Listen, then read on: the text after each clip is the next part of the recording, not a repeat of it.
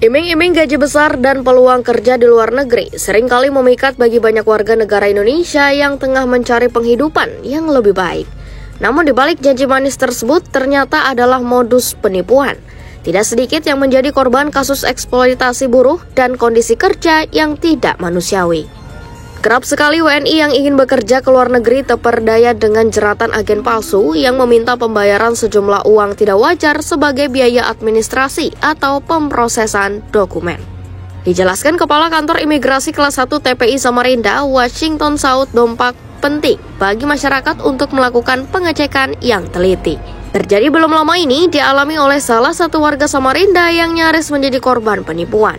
Sehingga diingatkan bagi masyarakat menjaga kewaspadaan dalam memilih agen atau perusahaan yang menawarkan pekerjaan ke luar negeri. Penyalur ini terdaftar di BP2MI. Kalau terdaftar kemana-mana saja nih, ke Malaysia, Arab Saudi, atau ke mana, Dubai, atau kemana lah. Itu data itu ada semua di BP2MI. Setelah daftar ke BP2MI, benar ini penyalurnya, nanti dapat Rp0 kalau untuk PMI ya, CPMI, calon pekerja migran Indonesia. Rp0 malah. Syarat untuk menjadi calon PMI ini, pertama yang setahu saya, mungkin bisa tanya nanti ke BP2MI, setahu saya dia harus pernah mengikuti pendidikan dan pelatihan diklat selama berapa ratus jam di tempat penampungan itu. Pernah dengar nggak? Ya, tapi ini kita yang ditawarin nggak agak kayak itu, tiba-tiba langsung. Ya, nah itulah kadang-kadang kan kita males mengikuti kegiatan pelatihan itu, atau kita pengen jalur cepat, makanya keluarlah angka-angka seperti itu. Tapi kalau prosedurnya ya harus mengikuti berapa puluh jam atau berapa ratus jam, baik itu bahasa maupun pelatihan lain. Nah, seperti itulah. Setelah itu nanti baru dia direkomendasikan untuk mendapatkan paspor Rp0 dan direkomendasikan untuk bekerja di negara mana.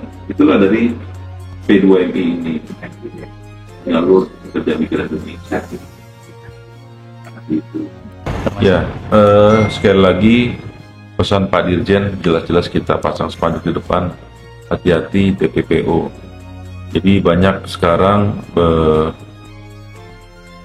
oknum ya, saya bilang oknum yang tidak bertanggung jawab memanfaatkan kesempatan untuk mencari kerja, khususnya bagi warga negara kita yang jauh dari informasi di media sosial. Jadi mungkin mereka kurang dapat informasi mengenai apa itu bekerja di luar negeri dan apa itu instansi atau kementerian atau lembaga negara yang menaungi atau melindungi pekerja migran Indonesia ini, baik salah satunya itu BP2MI. Jadi memang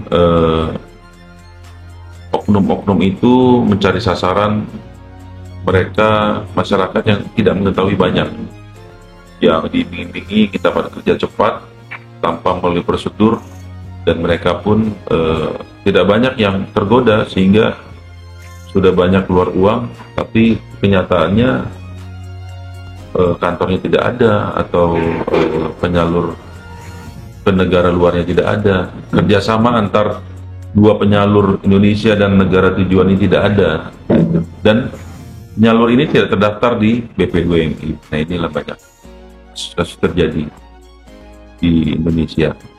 Tapi terkadang juga para oknum-oknum penyalur ini yang diduga sebagai penyalur ini memberikan atau mengajari calon-calon PMI ini, calon-calon yang kena tipu ini dengan cara berbohong petugas imigrasi. Nah, itulah yang namanya TPPM, tindak pidana penyeludupan manusia. Dia tahu kalau akan bekerja di sana, cuma disuruh bohong. Petugas imigrasi dengan alibi apapun, jangan sampai mengaku untuk bekerja. Nah, inilah yang kita antisipasi TPPO dan TPPM yang terjadi bagi warga negara kita yang akan bekerja di luar negeri. Baik Pak, boleh mungkin diinformasikan Pak, sebaiknya harus bagaimana sih untuk biar masyarakat ini tidak tertipu, tidak mudah terlena dengan bujukan-bujukan seperti itu, Pak? Ya, yang pasti agar masyarakat kita, warga negara kita ini tidak tertipu lagi, silakan buka informasi. Sekarang di internet sudah ada, terus call center BP2MI yang ada tersebar di seluruh Indonesia juga sudah ada, informasi atau nomor telepon aduan di imigrasi juga sudah banyak. Silakan tanya ke petugas BP2MI maupun petugas imigrasi mengenai hal tersebut. Jangan malu bertanya, karena apabila kita minim mendapat informasi, sangat gampang sekali kita tertipu dengan iming-iming tersebut. Hal ini ada nggak Pak? Misalnya pihak imigrasi itu pernah menindaklanjuti hal seperti ini Pak, kayak pembuatan paspor yang tidak melalui dari kantor imigrasi langsung? Kalau paspor pasti ya dari imigrasi. Hanya kita pernah pasti ada menolak permohonan-permohonan yang kita duga pemohon ini belum layak sesuai dengan harapan Dirjen Imigrasi, khususnya bagi usia-usia produktif, teruntuk untuk perempuan yang di bawah 45 tahun ke bawah. Ini kita minta data persyaratan tambahan, salah satunya yaitu pernyataan dari suami bagi yang sudah berkeluarga atau pernyataan dari orang tua bagi yang belum berkeluarga bahwa yang bersangkutan akan keluar negeri dalam rangka apa.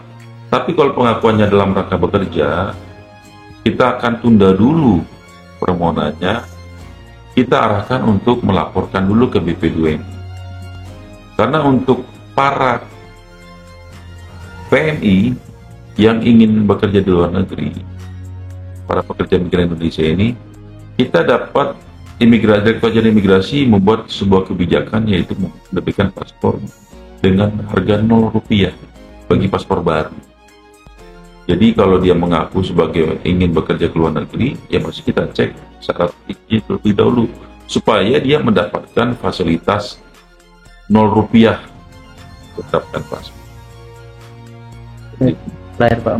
Sebagai langkah meminimalisir kasus serupa, diharapkan pemerintah meningkatkan pengawasan, mensosialisasikan informasi terkait prosedur, risiko, serta hak-hak menjadi tenaga migran, terutama di lokasi yang kerap menjadi target penipuan seperti pedesaan yang sulit diakses.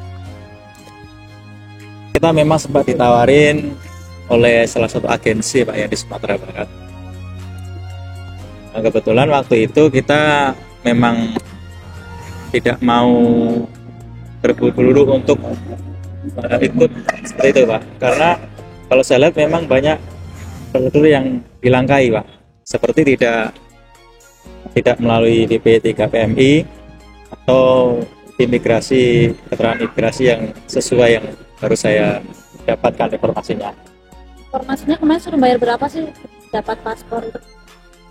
Untuk paspor sendiri, waktu melalui agensi tersebut saya dikenai uang sebesar 7 juta Pak untuk pembelian satu paspor.